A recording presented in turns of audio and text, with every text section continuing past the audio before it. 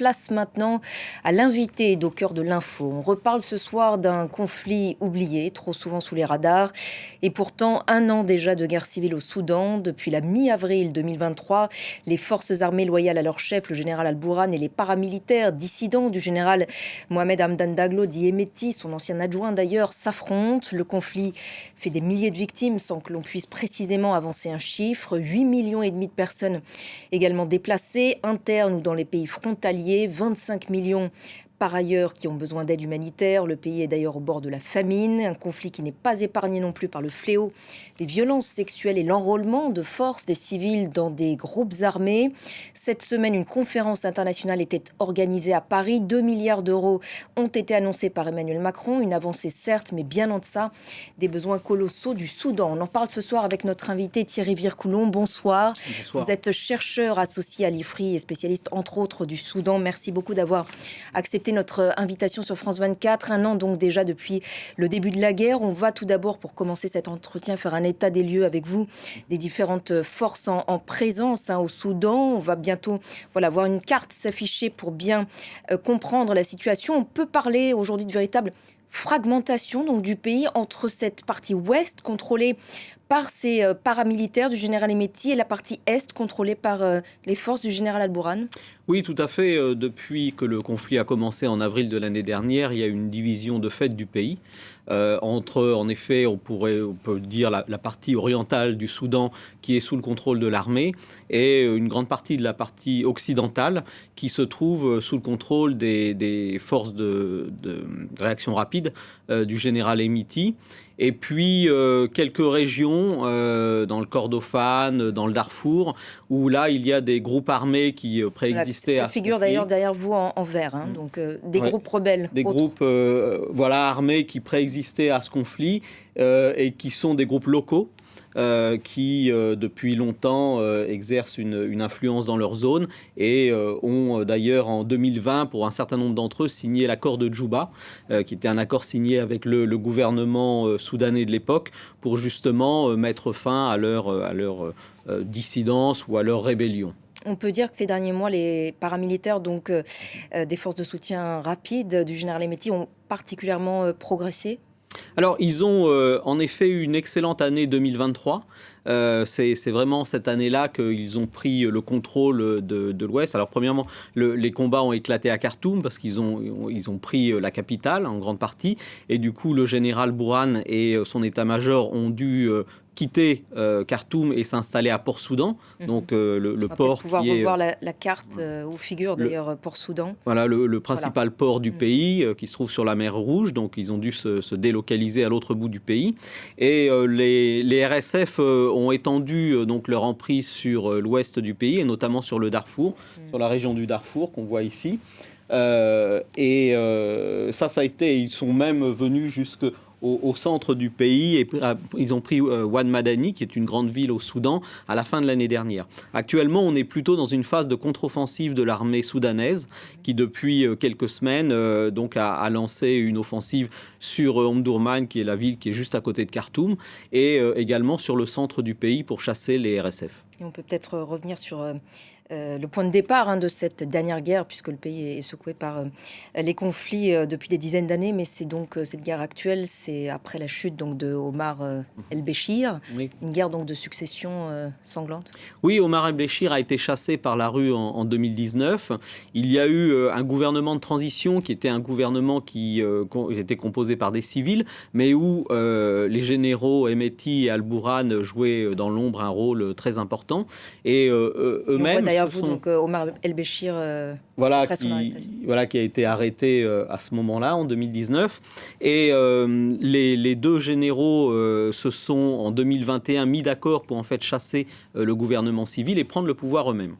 Et très rapidement, beaucoup de gens ont compris que ce duo à la tête du Soudan n'était pas tenable. Et évidemment, très, très rapidement, le conflit a éclaté entre eux pour savoir en effet qui allait être le nouveau maître du Soudan et donc succéder à El-Béchir, qui a été au pouvoir depuis les années 80, la fin des années 80. Et depuis, le conflit s'est internationalisé en termes d'armes, de combattants. Quelles sont ces ramifications internationales ? Alors, chacun des deux camps a des appuis étrangers, notamment moyen-orientaux, Plus ou moins lointain. qui sont plus ou moins lointains, qui, depuis longtemps, essaient d'avoir une influence sur les différents régimes soudanais.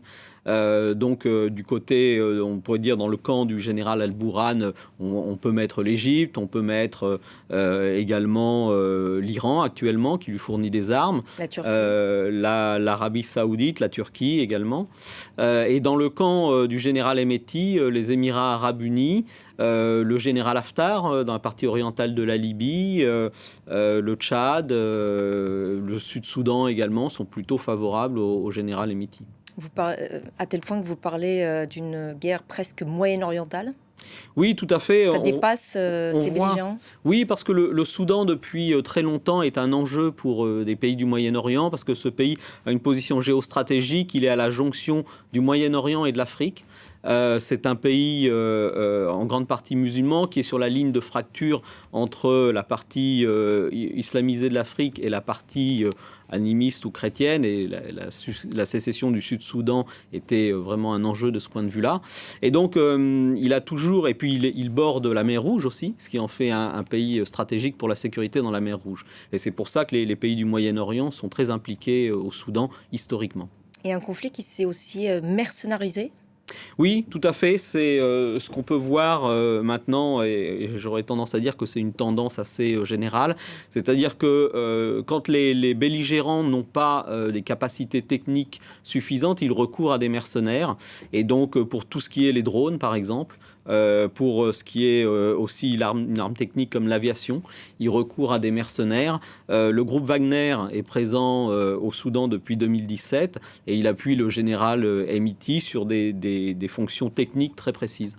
Wagner est donc présent, vous venez de le dire. Il y a aussi des Ukrainiens sur place. Ce conflit ukrainien qui y voit une sorte de prolongement. Oui, de manière très surprenante. On a vu à la fin de l'année dernière apparaître des militaires ukrainiens qui ont fait des coups de main pour aider l'armée soudanaise en zone urbaine, à Omdurman, à Khartoum. Et ça fait suite apparemment à une réunion qui a eu lieu entre les présidents Zelensky et Al-Bourhan en septembre de l'année dernière, où le général Al-Bourhan a demandé et apparemment obtenu l'aide de l'Ukraine, qui évidemment en profite pour montrer qu'elle est capable de s'opposer au groupe Wagner en Afrique, loin de l'Ukraine. Et on sait que l'Afrique est devenue pour le groupe Wagner une sorte de territoire d'expansion. Justement, quels sont les intérêts sur place au Soudan pour chacun ? Alors pour le groupe Wagner, il est présent depuis 2017 et il s'est fait une place dans le secteur de la contrebande de l'or en ayant pris le contrôle d'un certain nombre de zones aurifères, surtout dans l'est, dans le sud du pays, vers Niala, vers le sud du Darfour et à la frontière avec la Centrafrique où il est également présent. Et donc toute cette zone frontalière entre la Centrafrique et le Soudan, il y a une présence de Wagner depuis longtemps. Et avec un réseau de contrebande d'or qui couvre les deux pays. Où en sont les tentatives de médiation, notamment de l'Union africaine ? Alors l'année dernière, il y a eu plusieurs tentatives de médiation, l'Union africaine, comme vous le dites, l'IGAD, mais surtout le tandem États-Unis et Arabie Saoudite qui avait fait les pourparlers de Jeddah, et également les réunions de ce qu'on appelle le groupe des voisins, donc de tous les États voisins, qui s'est réuni plusieurs fois l'année dernière, et aucun d'entre eux n'a obtenu une vraie trêve. Même au début, avant le Ramadan, aux Nations Unies, on voulait aussi pousser l'idée d'une trêve pendant cette période religieuse, et ça a été refusé par l'armée soudanaise, qui justement était en train de planifier sa contre-offensive actuelle, et par conséquent n'a pas voulu faire une trêve pendant le Ramadan. Par ailleurs, outre cette guerre, si je puis dire, principale entre ces deux camps, telle que décrite par vous depuis quelques minutes, il y a aussi des sous-guerres dans cette guerre, des violences intercommunautaires qui ont repris Oui, à la faveur de cette guerre, et notamment au Darfour. oui, tout à fait. Le Darfour, on s'en souvient, il y a 20 ans, avait été l'épicentre On va d'un voir des archives, conflit d'ailleurs. très important. Et à cette époque, on avait même employé le mot génocide. Je ne sais pas s'il était justifié ou non, mais en tout cas, on en avait parlé. Et en fait, au Darfour, le conflit n'a jamais été fondamentalement réglé, notamment entre les communautés arabes et les communautés non arabes. Et du coup, de manière assez opportuniste, on a vu que dans le Darfour occidental, par exemple, il y a eu un nettoyage ethnique par des milices arabes, notamment contre les communautés massalites, qui se sont massivement réfugiés du coup au Tchad. Et il y a eu en effet des massacres en juin et en novembre de l'année dernière dans le Darfour occidental qui ressemblent à ce qui s'est fait il y a 20 ans. Vous évoquiez le Tchad à l'instant. Dans le cadre de cette guerre, 1,5 million de réfugiés, donc au Tchad, mais aussi en Égypte, au Sud-Soudan ou encore en Éthiopie. C'est actuellement la plus importante crise de déplacement au monde. Alors il y a probablement plus de 8 millions de Soudanais qui sont déplacés à l'intérieur de leur pays, plus 1,5 million de réfugiés, à peu près 1 million sont en Égypte, les autres sont surtout au Tchad et puis après, comme vous le disiez, en Éthiopie ou au Sud-Soudan, mais là des petits nombres. Et en effet, en termes de déplacement de population, c'est massif. C'est plus important, je pense, que le conflit en RDC à l'heure actuelle. Et c'est évidemment très difficile de le couvrir et de voir ce qui s'y passe parce que l'accès à l'intérieur du pays est très difficile. Il y a quand même des ONG présentes sur place. Il y a quand même des ONG, mais très peu. Parce que d'une part c'est un pays qui est immense, il fait 1,8 million de kilomètres carrés, il y a quasiment 2000 kilomètres de l'est, d'est en ouest, et pour y pénétrer, l'accès humanitaire est assez restreint. Les belligérants ne respectent pas le droit humanitaire et limitent l'accès humanitaire d'une manière très importante, ce qui est un vrai problème déjà maintenant et risque d'être catastrophique si en effet il y a une famine dans les mois à venir au Soudan. Et situation d'autant plus dramatique que cette nouvelle vague de réfugiés se rajoute aux précédentes vagues. Oui, tout à fait, en tout cas dans le Darfour. Voilà, alors il y a depuis longtemps des camps de déplacés au Darfour, Zamzam, etc. Il y a aussi des réfugiés darfouris qui s'étaient installés dans l'est du Tchad et qui ne sont jamais rentrés au Darfour. Donc on a une sorte de superposition de couches de conflits, si je puis dire, enfin de vagues de personnes qui ont fui, aussi bien à l'intérieur du Soudan qu'à l'extérieur du Soudan. Et donc en effet, on a les anciens et les nouveaux réfugiés maintenant. Et à l'extérieur, comment sont-ils pris en charge? Dans quelles conditions de... L'aide humanitaire s'est rapidement organisée.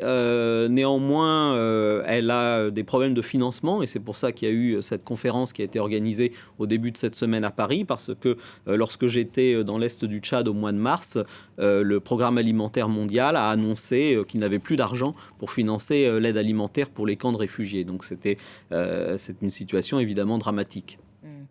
Et vous évoquiez le spectre de la famine, elle est déjà a priori d'actualité.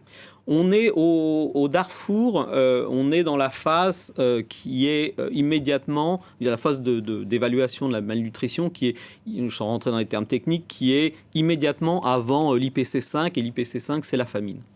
Donc on est vraiment très proche et en plus on est dans une mauvaise période puisque on est déjà entré dans la saison chaude et on va entrer dans la saison de la soudure, c'est-à-dire la saison où la tension alimentaire est la plus forte. L'UNICEF sonne l'alerte, notamment aussi sur le sort des enfants au Soudan, exposés donc à cette famine imminente, mais aussi à la prolifération des maladies, à la déscolarisation et aussi à l'enrôlement forcé dans des groupes armés. C'est une génération sacrifiée qui s'annonce ? Écoutez, je ne sais pas si c'est une génération sacrifiée, mais ce qui est clair, c'est que... dans cette guerre, comme dans beaucoup d'autres guerres en Afrique, les gens meurent plus des conséquences de la guerre que des combats. en fait, que de la guerre elle-même. Et c'est ce qu'on voit au Soudan, qui était déjà un pays très pauvre, qui est un pays maintenant où les services publics ne fonctionnent plus, donc il n'y a plus de santé, il n'y a plus d'école, etc.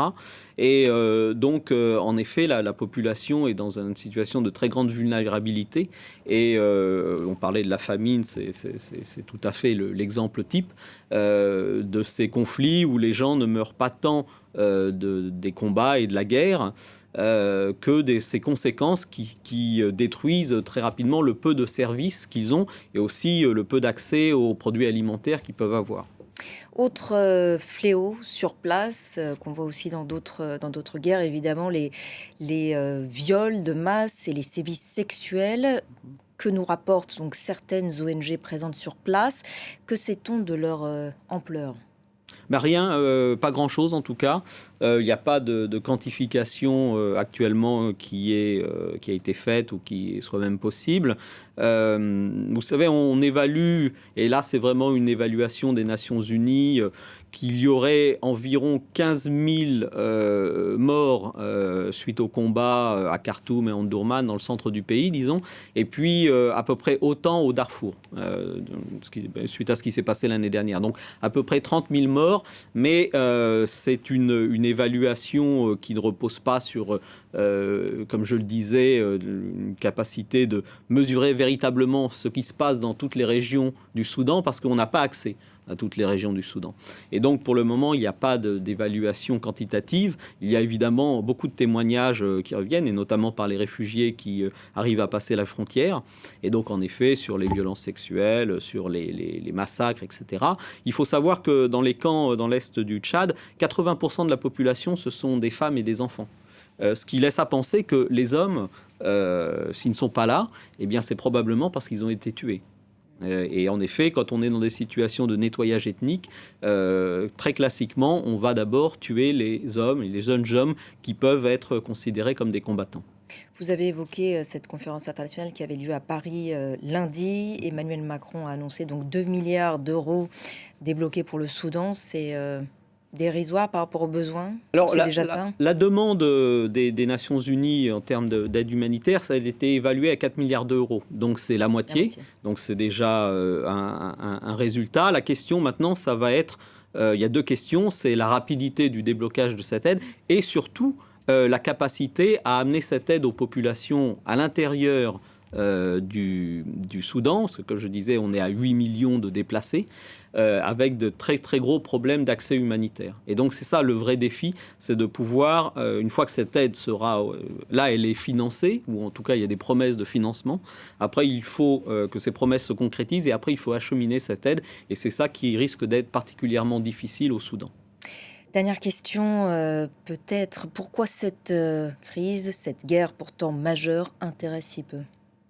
Je crois que c'est une guerre qui... il y en a malheureusement beaucoup dans l'actualité actuellement, beaucoup trop. Et celle-ci concerne un pays qui en France n'est pas connu, qui est connu dans le monde arabe, qui est connu chez les anglo-saxons, l'ancienne colonie britannique, mais qui n'est pas connu en France. Donc je dirais plutôt qu'elle est négligée ou ignorée en France, mais pas dans d'autres parties du monde qui, eux, sont assez connectés au Soudan, et notamment dans le monde arabe, parce qu'il y a une très grande diaspora soudanaise dans le monde arabe.